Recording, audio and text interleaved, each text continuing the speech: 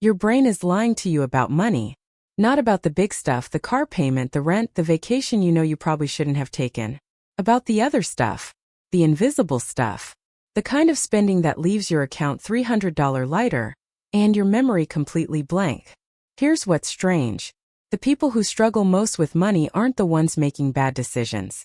They're the ones making no conscious decision at all. The drain isn't a choice, it's a system. And right now, that system is working against you without your permission.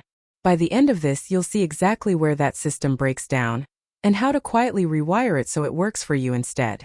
I've spent a long time studying the gap between what people think they spend and what they actually spend.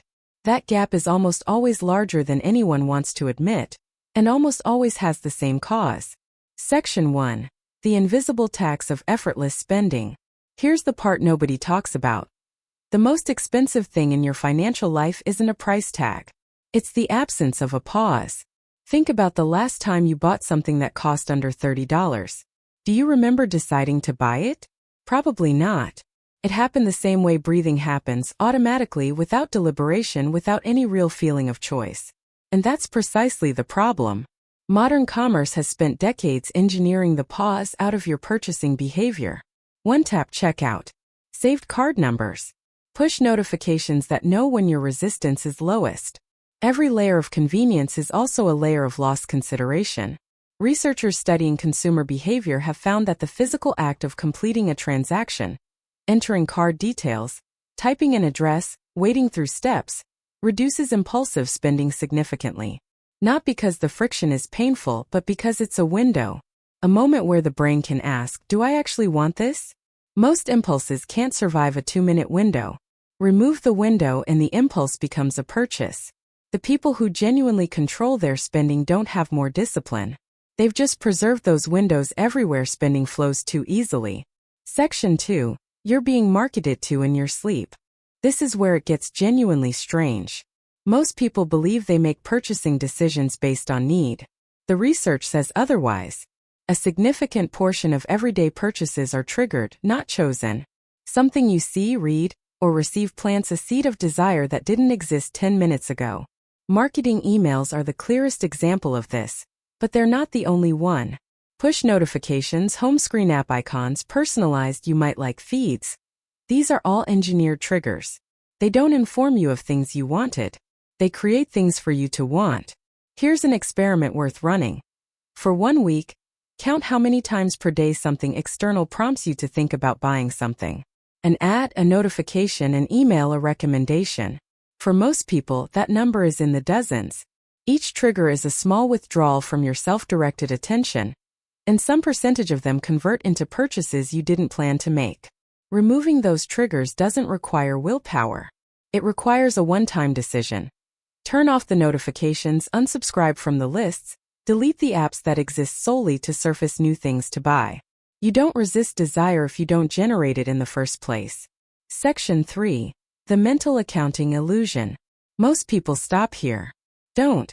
There's a cognitive quirk called mental accounting, a well-documented pattern in behavioral economics, where humans treat money differently depending on where it came from or where it belongs. We earmark money mentally into categories: rent money, fun money, emergency money. The problem is that mental accounts don't actually exist. All the money sits in one place, and when the rent money is physically next to the fun money, the brain starts quietly reclassifying things. A small treat gets charged against the emergency fund you've never formally set aside. A weekend purchase gets quietly justified as, I've been good this month. The fix isn't better self-talk. It's structural.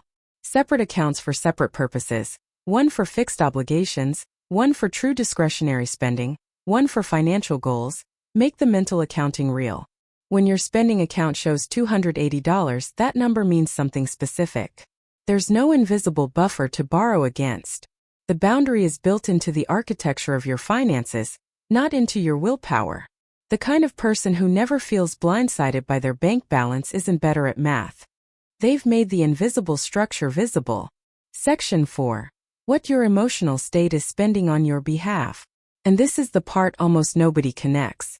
Your purchasing behavior on a Tuesday afternoon after a frustrating meeting, is measurably different from your purchasing behavior on a Saturday morning when you feel good. Not slightly different, significantly different. Emotional states don't just color your decisions. Under stress, boredom, anxiety, or even celebratory excitement, the brain's preference for immediate reward spikes sharply while its capacity to weigh future consequences drops. This means a meaningful percentage of your monthly spending isn't really about the things you bought. It's about feelings you were trying to manage in the moment the purchase happened. The spending was just the available mechanism. Recognizing this pattern doesn't make the feelings go away, but it creates a tiny gap, just like the friction gap between the emotion and the transaction. That gap is enough to ask a different question. What do I actually need right now? Sometimes the answer is still the purchase. Often it isn't. Section 5. The original insight layer. Here's something I haven't seen anyone frame this way. We treat personal finance as primarily a math problem. Earn more, spend less, invest the difference. But almost none of the barriers to financial progress are mathematical. They're architectural and environmental. The math is easy. The context is hard. Consider this. Every financial habit that actually works operates by changing what's default rather than what's possible. Automatic savings transfers don't limit what you can do with your money. They change what happens to it without any decision required. Separate accounts don't prevent you from moving money. They just make the default path the right one. Removing shopping apps doesn't make purchasing impossible. It makes purchasing slightly harder than not purchasing. Default behavior is the most powerful force in personal finance, and almost no one talks about it that way. Second, there's an asymmetry in how we experience spending versus not spending. A purchase delivers immediate, concrete, visible gratification. Restraint delivers nothing visible in the moment, just an abstract number somewhere you're not looking. This asymmetry isn't a character flaw. It's just how the brain weights immediate versus delayed reward. The fix isn't to become someone who enjoys restraint. It's to make your financial progress as concrete and visible as a new purchase. A tracking chart you can see. A savings total that updates. Progress you can experience. Third, the real cost of unconscious spending isn't the money. It's the compounding. Every dollar that exits before you intended it to is a dollar that isn't available for the thing you'd have chosen if the choice had been conscious. Multiply that across months and years, and the gap between your financial life as it is and as it could have been isn't explained by income. It's explained by the slow, invisible bleed of unconsidered transactions. Remember how we started? Your brain lying to you about money, not about the big things but the invisible ones? Here's what that actually means. The issue was never discipline. It was never that you needed to want things less or suffer more. The issue was that your financial environment was optimized for someone else's benefit, not yours. Every frictionless purchase path, every triggered desire, every blurred boundary between your money and your money. These aren't accidents. They're engineered. The honest summary: you don't lose money to bad decisions. You lose it to absent ones. The purchases that drain accounts aren't chosen. They happen in the space where a choice should have been. Building that space back in through friction, structure, awareness, and visible progress is the entire game. The fact that you watched this to the end tells me something about you. You're not looking for a quick fix or a budgeting spreadsheet template. You're trying to understand the actual mechanism. That instinct, wanting to know why before acting on it, is exactly the instinct that makes the habits in this video work.